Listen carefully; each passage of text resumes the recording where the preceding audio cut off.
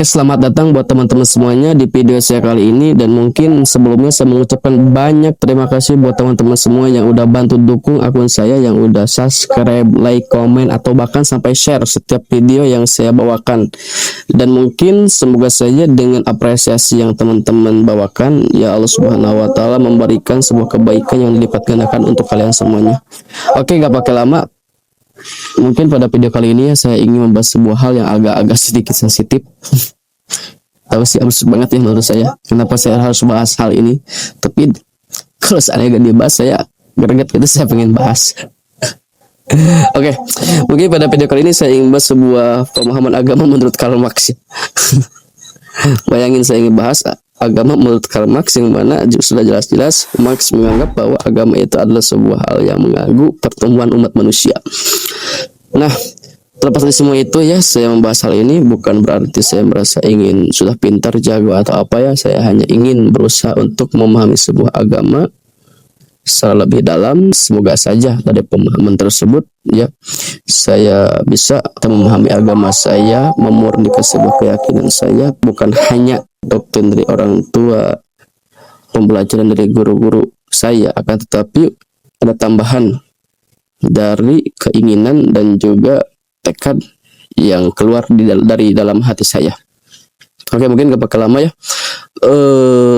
Poin utama kenapa saya ingin membuat video seperti ini, karena saya melihat ada sekelompok orang yang menganggap bahwa agama itu merupakan sebuah penenang bagi orang-orang yang terjebak di dalam ruang lingkup kemiskinan.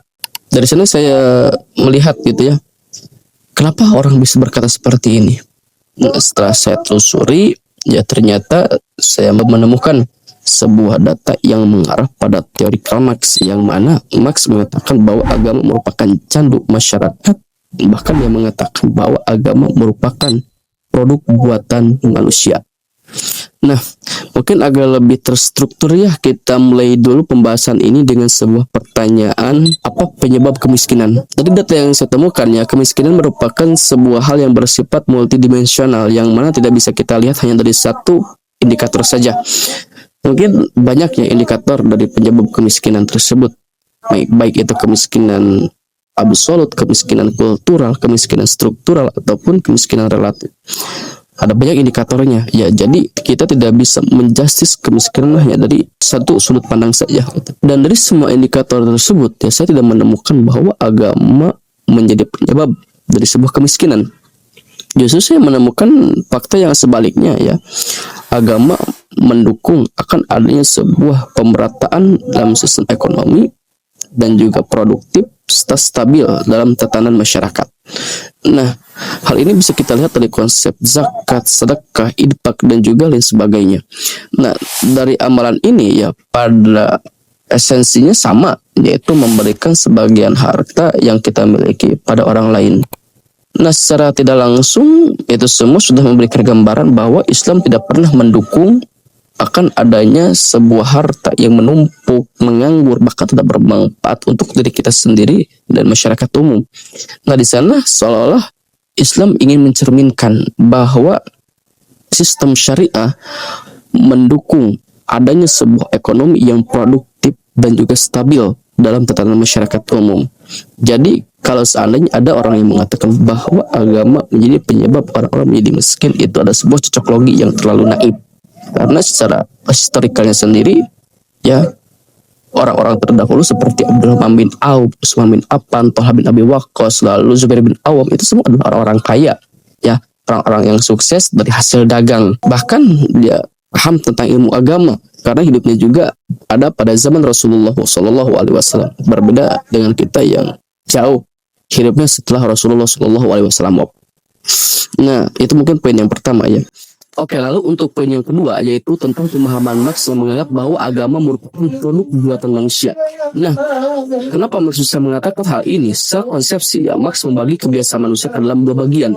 Ada kegiatan kreatif dan juga ada kegiatan produktif.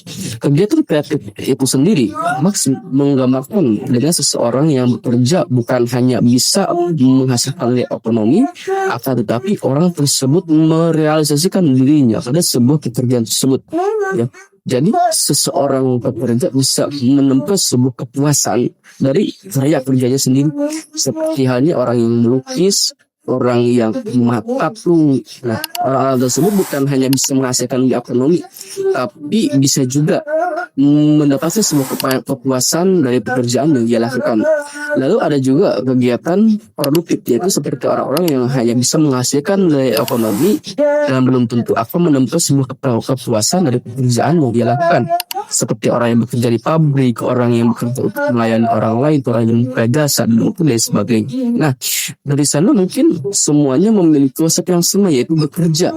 Karena di dalam pemahaman Marx, bekerja itu sendiri merupakan sebuah barrier untuk memisahkan antara manusia dan juga hewan. Nah, jadi di sini saya mendapatkan sebuah poin penting ya, bahwa Marx memahami semua agama itu merupakan hal yang mana dibuat oleh imajinasi manusia, lalu dijadikan sebuah bahan pelarian ya untuk merealisasikan idenya pada sebuah hal yang semu, dengan alasan ada struktur masyarakat yang tidak mengizinkan dirinya untuk merealisasikan pada sebuah hal yang nyata secara sungguh-sungguh. Jadi terlebih mungkin Marx menggambarkan ya, ketika orang beragama maka orang-orang bisa berharap pada sesuatu yang tidak nyata, lalu menunggu akan suatu hal yang entah kapan akan datang. Itu pemahaman Marx seperti itu. Nah, kalau seandainya kita pahami ya, ketika Marx mengatakan agama merupakan produk buatan manusia. Nah, lantas bagaimana dengan sebuah fakta yang mana sudah dibahas oleh agama jauh lebih dulu dan baru ditemukan oleh para filsuf sekarang, bukan hal tersebut tidak terbayang sama sekali pada imajinasi manusia. Contoh seperti halnya teori Big Bang, ekspansi alam semesta, lalu gunung sebagai stabilisator dunia, lalu atmosfer sebagai pelindung bumi. Nah, itu semua sudah dibahas lebih jauh oleh agama, ada di dalam Al-Quran. Bahkan imajinasi manusia sendiri belum sampai pada hal tersebut dan baru ditemukan oleh ilmuwan di era sekarang. Nah, jadi kalau agama disebutkan sebagai produk buatan manusia, lalu bagaimana dengan sebuah fakta ilmiah yang sudah lebih dulu dibahas oleh agama, bahkan baru ditemukan oleh ilmu sekarang dan tidak pernah terbayang sama sekali sebelumnya di dalam pikiran manusia. Lalu mungkin untuk poin yang ketiga ya, menanggapi tentang Marx yang mengatakan bahwa agama merupakan candu bagi masyarakat.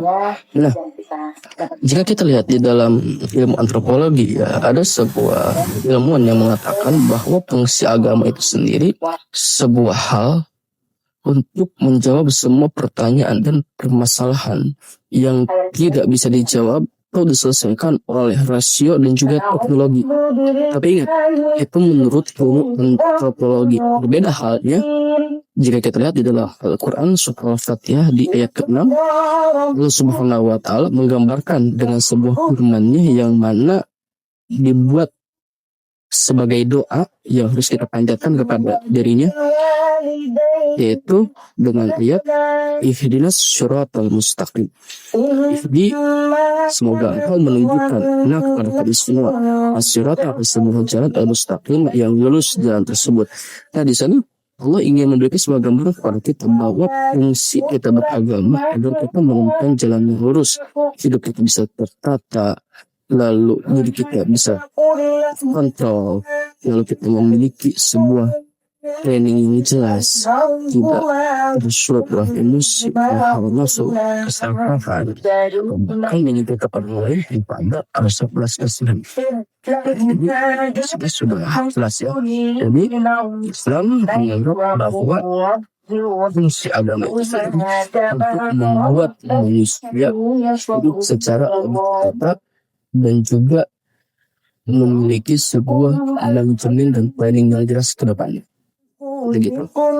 Mungkin itu saja yang bisa saya sampaikan buat teman-teman semuanya.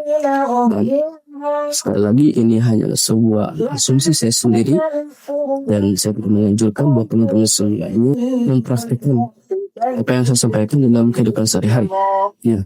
Saya hanya ingin belajar, memperdalam, lalu membagikan hasilnya pemahaman saya seperti ini kepada teman-teman semuanya, dan semoga saja mungkin dari pemahaman tersebut saya bisa memiliki sebuah pemahaman yang lebih dalam dan juga tentunya bisa memberikan manfaat buat teman-teman semuanya.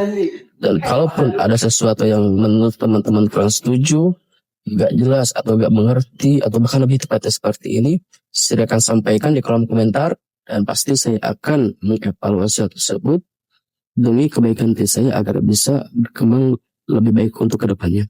Oke, terima kasih atas waktunya dan semoga bermanfaat.